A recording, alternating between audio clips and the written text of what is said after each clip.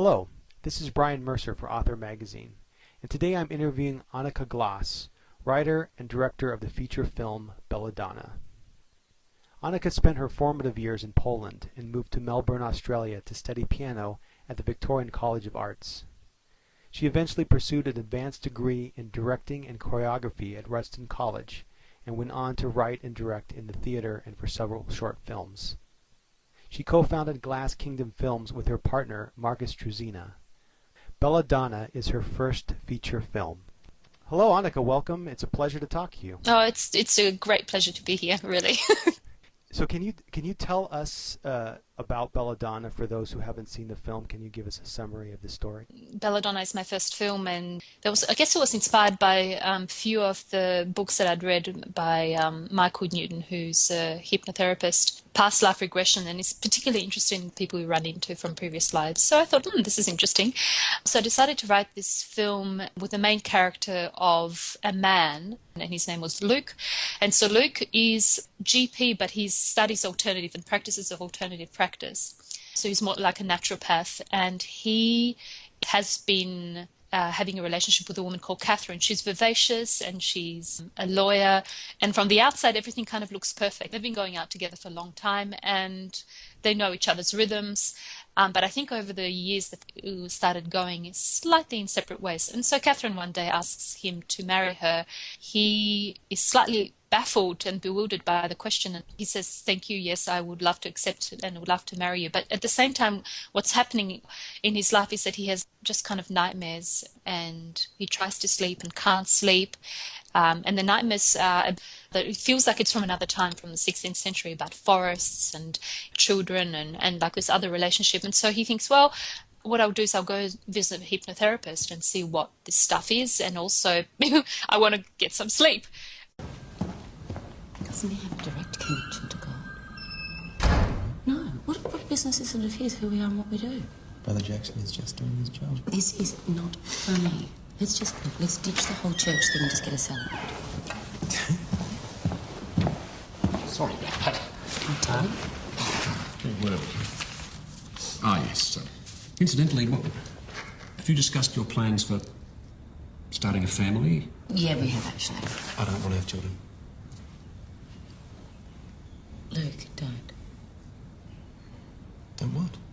We've discussed this previously, remember? I know, and I've always said no. Why do you feel so strongly about this, Luke?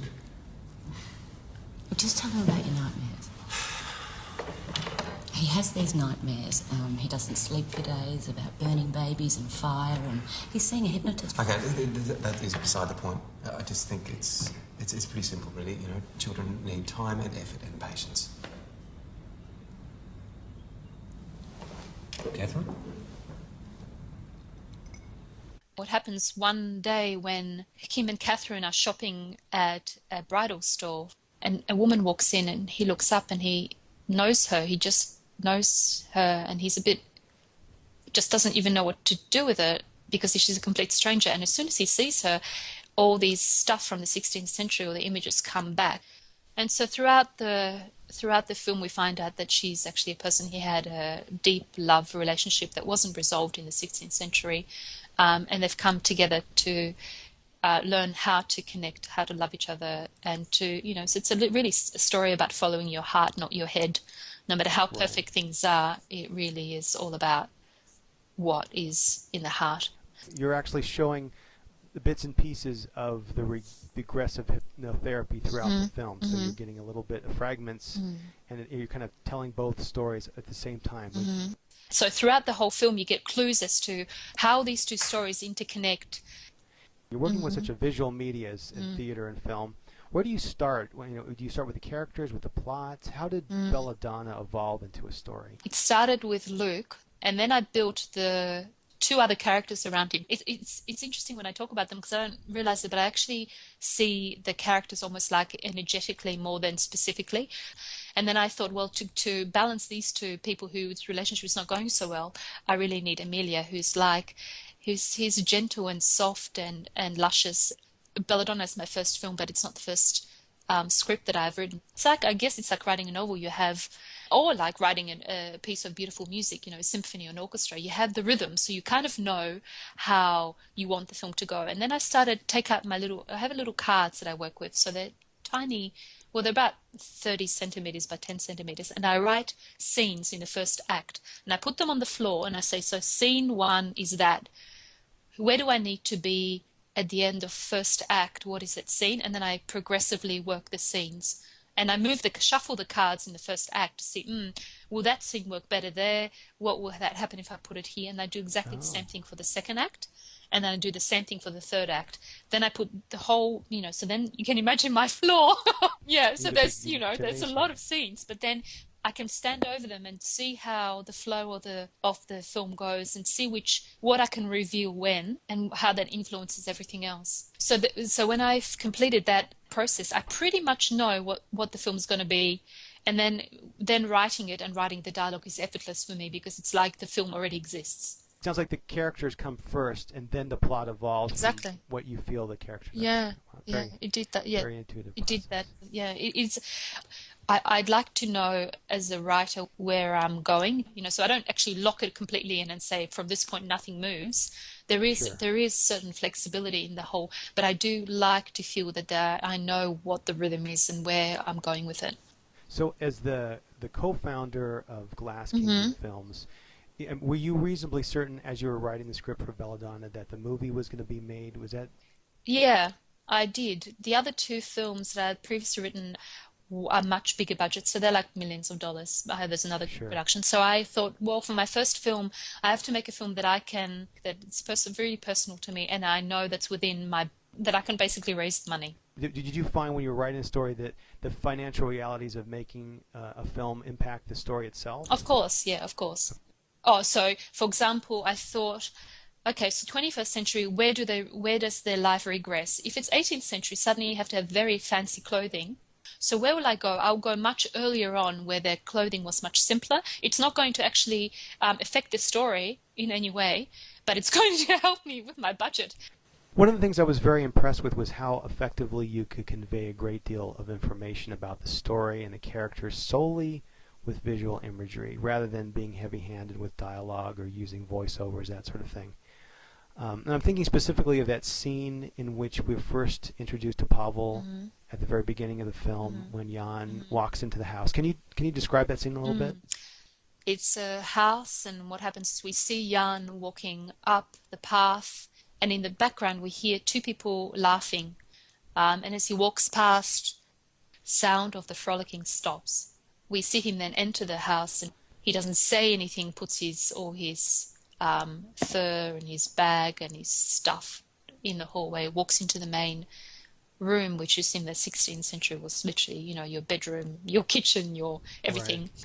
And he sits down at the table like a man with no words, and then we see Jadwiga sitting there against the wall, and she looks a bit nervous and a bit shambled. Her hair's kind of all over the place, but it's still not shone. So she quickly runs up to the stove and gives him his soup, because he's obviously waiting for his meal, puts it down, and he tells her a story about he's just been to the town, and another woman who thought to be a witch was killed, and he says to her, I hope you haven't been seen with her. And she just walks away and sits in the doorway and looks at him. And so we hear him talk about Mary, who was the woman who was killed for being a witch. And he just looks at her, and then we see a hand from the side of Jadwiga behind her, just coming around to her right shoulder, and she smiles. And then we realize that it was her lover. Exactly. And that was what I found very interesting, is because all the emotion that was conveyed with just that, there was no one was talking, no one had to say anything.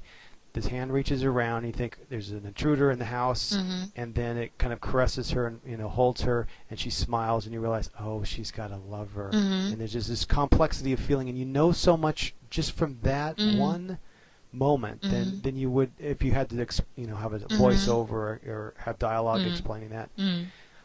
So you've written your story, you have your script, and at some point you have to share your baby with other people who are going to be helping you make the movie. Yeah. So even though you're directing it, you're still relying on so many other people to make that vision of your story work. Yeah. Can you talk a bit about what that's like? Yeah. It's incredibly frightening, actually. Yeah, I bet. Yeah, for me, I didn't realize what the process really was until we arrived in Poland. We walked into the production office, and basically it had just been Marcus and I working on the film, and suddenly we walked in, and there were like 30 people sitting there. And I went, oh, who are these Suddenly it's people? real. Suddenly it's real, and they're all asking me questions. Every film I make like a book of images and feelings and textures and colors, what the film is, where the world that I'm trying to create. But as much as you explain that through images and through words, people still have very different interpretations of what that is. Everything influences everything, and I think it's a very scary process, filmmaking, because it's not like a painter where you're sitting there and you have paints and you paint and you sell the painting. It's completely collaborative process, but that's what's also so incredibly exciting, because once you get into the rhythm of everyone making the same film, it's like nothing else. It's so Sure. it's a beautiful process. Because in film, imagine you can't go backwards. Once it's done, it's done. You can't take it back. You can't. No, exactly. Unless you have the budget, of course. Exactly. To refilm Exactly. it, but, Refilm yeah. and re-get everyone get there and stuff. So it's pretty. Every decision you make, it's pretty permanent, and everything influences everything.